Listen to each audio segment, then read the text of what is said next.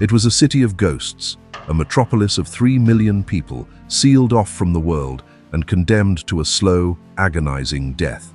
For 872 days, from September 8, 1941 to January 27, 1944, Leningrad wasn't just a city under siege, it was a man-made hell.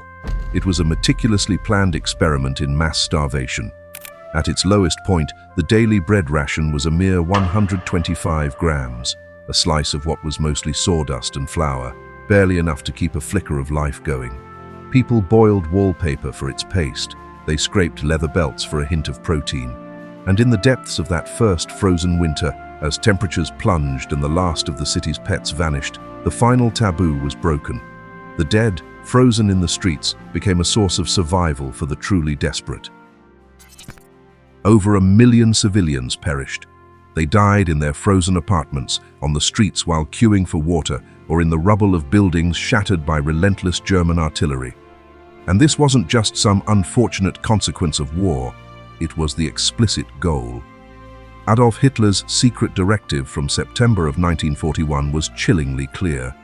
St. Petersburg must be erased from the face of the earth. The German High Command was forbidden from accepting any surrender. The plan was simple and genocidal: starve the city's population into oblivion and then demolish it, wiping the cradle of the Bolshevik Revolution from history. The men who designed and carried out this plan, the generals of Army Group North, were the architects of this atrocity. They watched through their field glasses as an entire city died. They signed the orders that tightened the noose, that blocked food convoys, that unleashed the shells.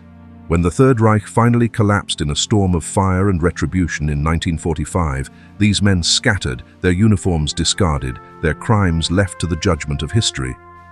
But what actually happened to them? What became of the commanders who orchestrated the starvation of 1 million people? Did they face a fate as horrific as the one they inflicted on Leningrad?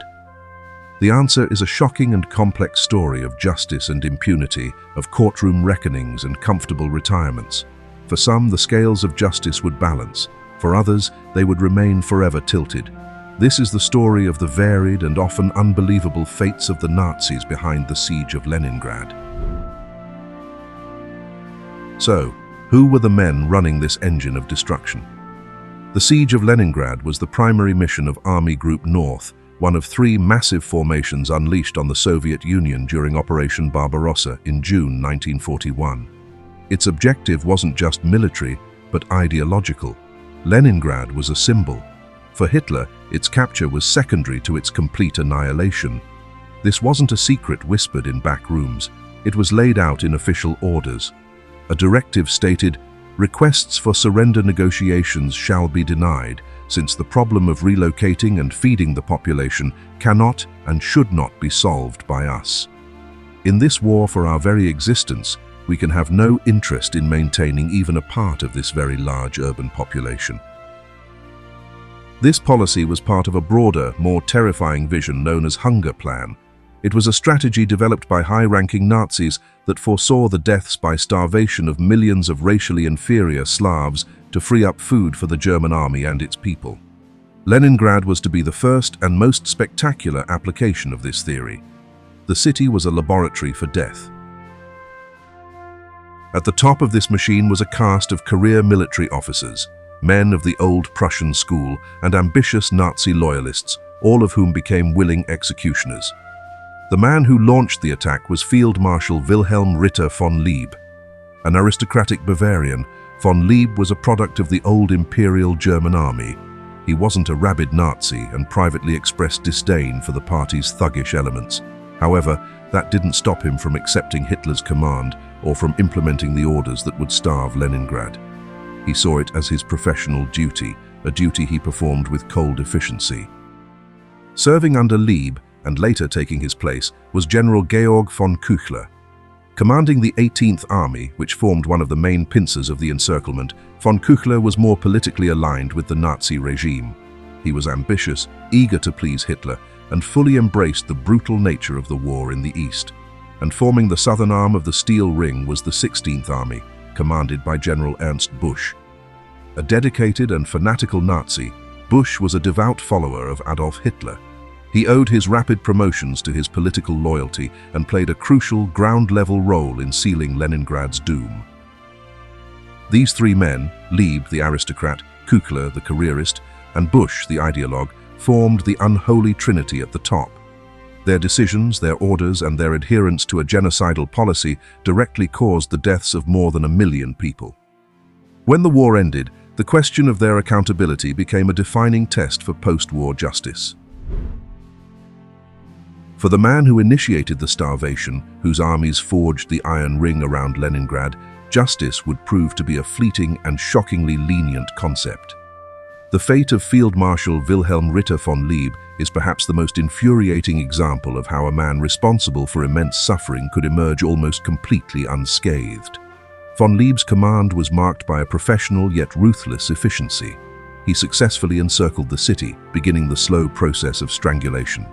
But for Hitler, slow wasn't good enough. The Führer had expected Leningrad to fall quickly. When the advance bogged down into a static siege, Hitler's frustration grew. In January 1942, with the siege just 4 months old, Wilhelm Ritter von Leeb was relieved of his command, not for the humanitarian catastrophe he'd set in motion, but for a perceived lack of aggression. He was sent into retirement. For the rest of the war, von Leeb lived quietly at his family estate in Bavaria. While his successors rained shells on Leningrad, he was effectively a wealthy pensioner, and his value to the regime wasn't forgotten. In 1941, he received a gift of 250,000 Reichsmarks from Hitler, and in 1943, he was gifted an entire estate valued at 638,000 Reichsmarks, lavish rewards for his service. After the war, von Leeb was arrested and slated to be a defendant in the High Command trial at Nuremberg. He faced charges of war crimes and crimes against humanity. The prosecution laid out the case, detailing his command and the criminal orders passed through his chain of command, like the Barbarossa Decree, which gave German soldiers immunity for any crimes committed against Soviet civilians.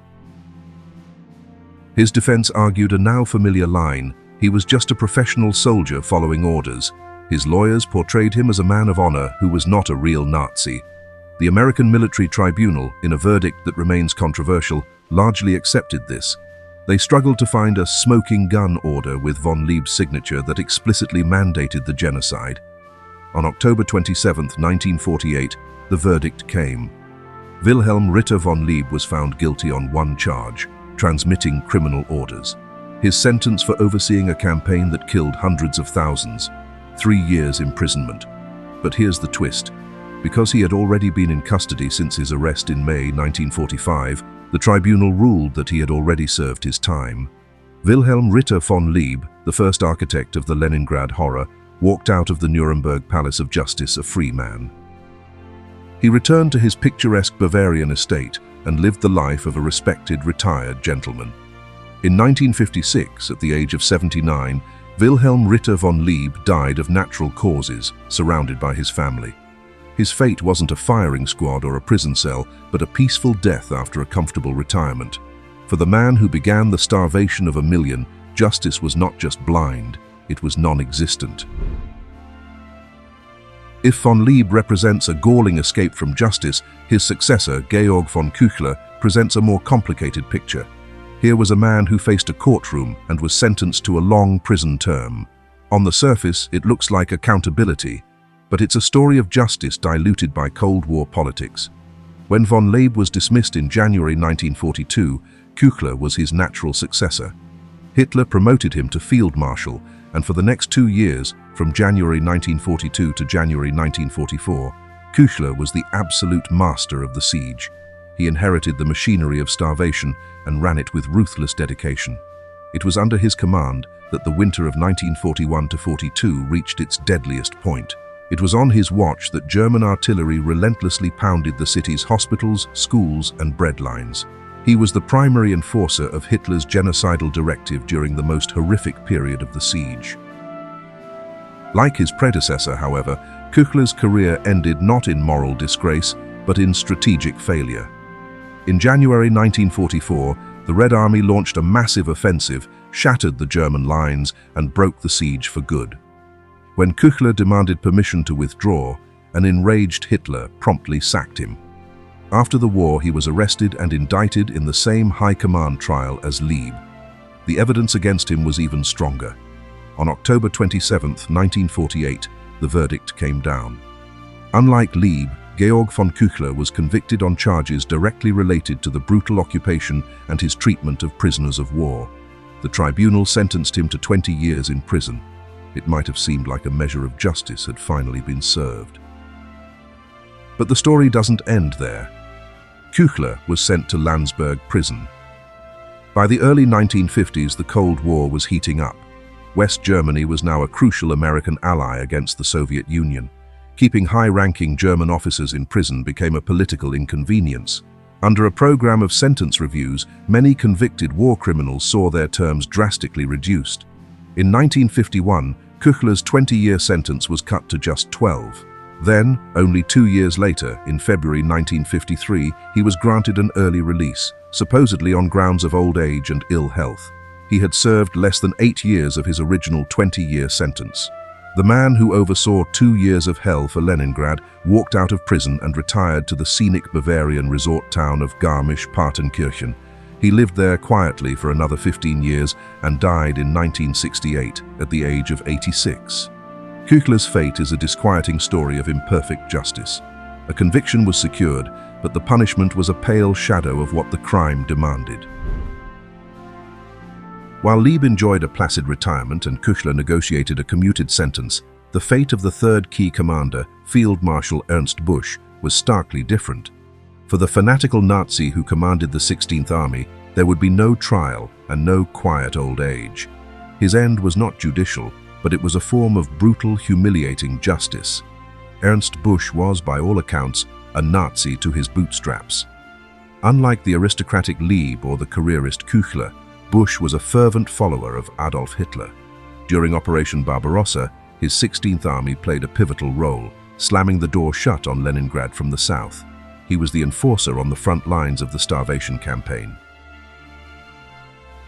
His loyalty was rewarded. While his superiors were eventually sacked at Leningrad, Busch's career flourished.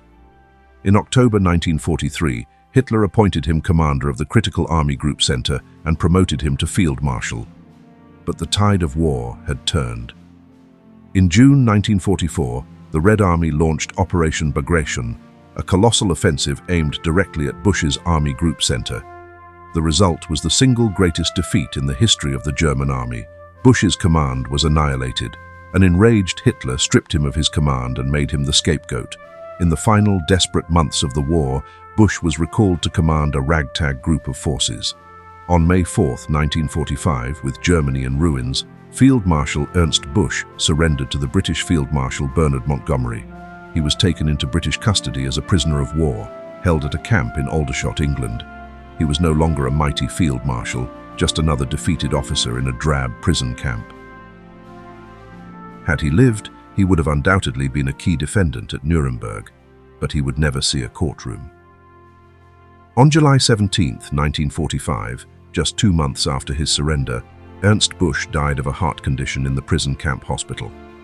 He was 60 years old. His end was devoid of ceremony. The man who had commanded armies died a prisoner in a foreign land. He was buried without fanfare in an unmarked grave. His remains later moved to the Cannock Chase German military cemetery in England. There was no trial, no verdict, no sentence. Yet, for this fanatical Nazi, the fate was undeniably grim. Stripped of power, his army destroyed, his Führer dead, and his nation in ashes, he died in humiliating captivity. While the principal architects of the siege were in the hands of the Western Allies, the Soviet Union was determined to stage its own version of justice. The result was the Leningrad trial of late 1945 and early 1946. These trials weren't aimed at the top commanders. Instead, the 11 defendants in the dock were lower-ranking German officers, commandants, police chiefs, and enforcers of the occupation. For 10 days, a military tribunal heard evidence of massacres and the destruction of villages. However, this was a classic Soviet show trial. The legal process was secondary to the political objective. The investigation was hasty and conveniently ignored the crimes of other Axis forces, like the Finnish army. Most damningly, the trial was marred by fabrication.